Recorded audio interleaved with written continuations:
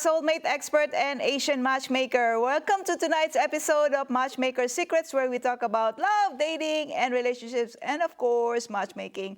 So, it's summertime and it's time for traveling. And we have heard so many stories of summer romance. And today we're going to go deep dive into this conversation. And this is one juicy topic for me. And so our guest today, Dr. Angela Derrick, who is a licensed clinical psychologist, the co-owner of SpringSource Psychological Center, and faculty member at the Northwestern University Feinberg School of Medicine. She specializes in the treatment of mood, anxiety, eating disorders, and relationship concerns, and is a certified eating disorder specialist and supervisor to the International Association of Eating Disorder Professionals. So, hello, doctor. How are you? Lori. I'm well. Thanks for having me. Sure. So, let's talk about this summer fling. So, do you recommend having a date with someone whom you just met while on travel? Well, I guess the first thing that comes to mind for me is why not? Right? I don't see a problem with that. I think travel is fun and exciting and explorative, and dating can be the same way. And I think, we'll talk about this, but with the right boundaries and right expectations, I think it could be a really fun experience for someone to have. Yeah, why not?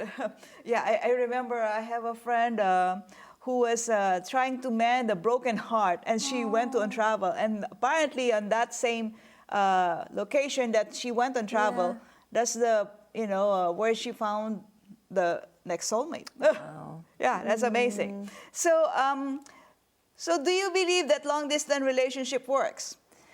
Yeah, I do believe that. I've seen evidence of that. I have, in my personal life as well as in my professional life. I don't think it's something to be afraid of. I think if you're someone that is interested in a long-distance relationship, what matters is how you approach it, right? I do think it requires more intention and care and thoughtfulness, maybe more so even than a relationship where there's closer proximity, right? So there's certain things that need to be negotiated and navigated, like how often are we going to communicate? What will the communication look like, right? Are we FaceTiming every day? Are we texting? How often are we making plans to get together, right? These things matter, right? So when you don't have that physical, close, day-to-day connection with somebody, you have to do the things that are kind of like the tethers, right? You have to keep those ties active and frequent enough, right? But not so frequent, obviously, that we feel overwhelmed, right? We don't want to be texting all day, every day, right? Just to keep the connection alive. So some kind of discussion about what is going to work in our lives, what can we fit into our lives, and also what's going to keep us interested and excited about one another. That's wonderful. So, for the men who are watching, so maybe they've been wondering, do you have any suggestions on how to keep this long-distance relationship working? Yeah.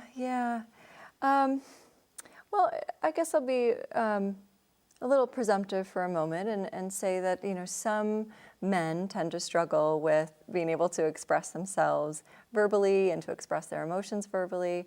I certainly don't think that's across the board, and I'm hopeful that that's changing as we kind of confront more stereotypes about toxic masculinity. But I suppose whether it's a man or not, there can usually be one member of a partnership that might be a little more reluctant to engage verbally, and yet when that's kind of all you have, it does put the emphasis on the words that we say and how we say them and how we communicate. So I would say that maybe a man in this case could take a look at okay, if that isn't my strong suit, if I'm not the best sort of verbal communicator, what are other ways that I can indicate to my partner that I'm interested in them, right? Are there opportunities to send gifts or little notes or certain types of encouragement throughout the day? Are there ways to kind of demonstrate that I'm thinking about you, I care about you, I find you interesting and exciting, right? So that doesn't always necessarily have to be kind of in a verbal exchange, right?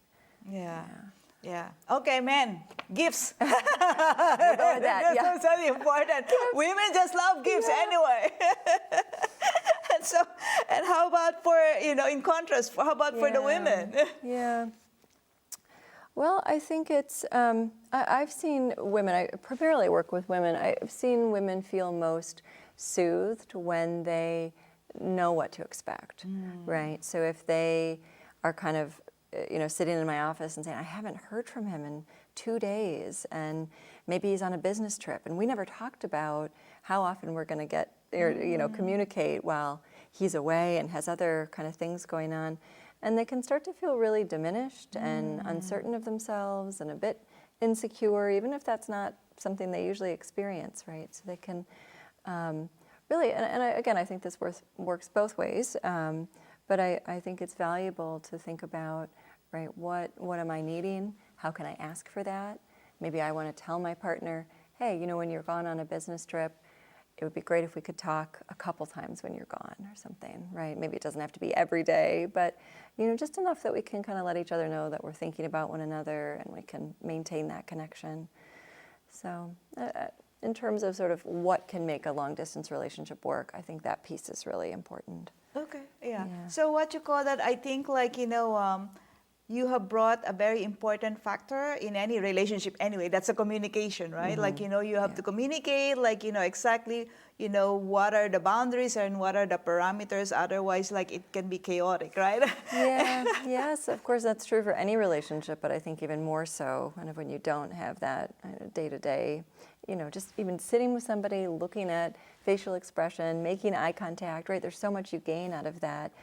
Being with somebody, right? And when you're not in person, you lose a lot of that just sort of natural intimacy of sitting with somebody. So you have to kind of boost it up a little bit by doing some of these other things that we're talking about. Yeah. I remember it's not just long distance relationship. Let's say the person is in Asia or the person is in Europe. So also you have to factor in the time difference. So don't make a phone call when it's the person is already sleeping, and then okay, you're waking me up. Right, that's a great point, Lori. It's like taking the other person's needs into consideration, right? What's going to be kind of most or least disruptive for them, right, and most respectful for them.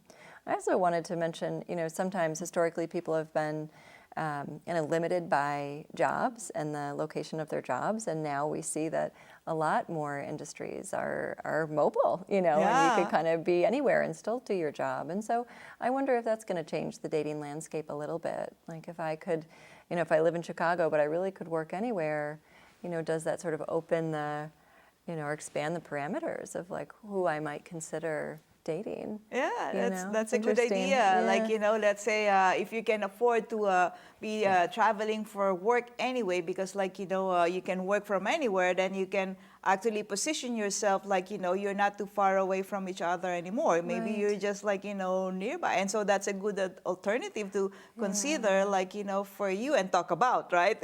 Yeah, right. I think we many people, not everybody, but a lot of people are finding they have more flexibility in their work these days. So maybe that means that they also have more flexibility in their dating and where they decide to, be located. Yeah. So that choice is important. All right. So I really like that there's hope. There's hope for those people who are in a long distance relationship. Absolutely. Because I usually post questions in my social media, and then there are a lot of people who are straight away no. But when you think about it, there's still hope that this can be a possibility, and it also depends how willing are you to go further in the relationship. If I really believe if this is the person for you, no matter how long is the distance, it can work. Yeah, I've seen a lot of instances of that. Of someone gets a job in another city, and maybe both members of the partnership decide, okay, we're going to relocate, and that there's some negotiation and flexibility that happens in any relationship, right? Yeah. And it can happen around location as well. Yeah, right. And then earlier the doctor was saying that they were also from different towns, right? You're from different with you and your husband. Yeah. We had to do long distance for a little less than a year, right? And so we had to kind of figure out a way to make that work and stay connected. So yeah, I speak from personal experience as well and know that it can work. Yeah, and the doctor is happily married with 2 children. That's amazing. I am. Thank you, Lori. Yeah. Yeah.